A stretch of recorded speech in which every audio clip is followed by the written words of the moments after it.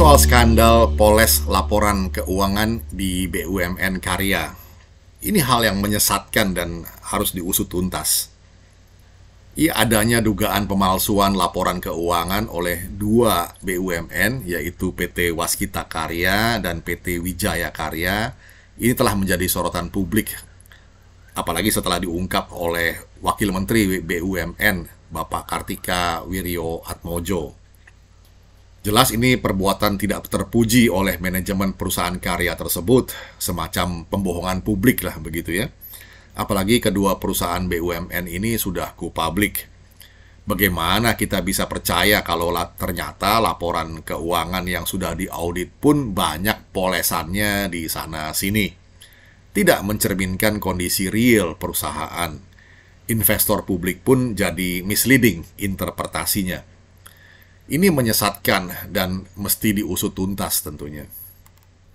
Nah sahabat, menurut Menteri atau Kementerian BUMN, katanya ada 3 isu besar. Satu, dari sisi pasar, di mana persaingan sangat ketat. Proyek karya ini hampir semua marginnya kecil, cuma sekitar 2-3%. Bahkan banyak juga yang proyek yang rugi.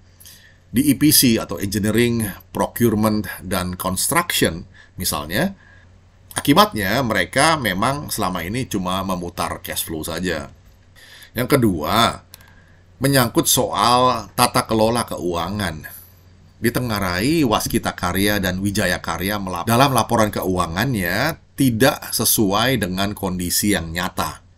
Artinya dilaporkan seolah membukukan keuntungan bertahun-tahun. Padahal arus kas atau cash flow-nya pada kenyataannya tidak pernah positif.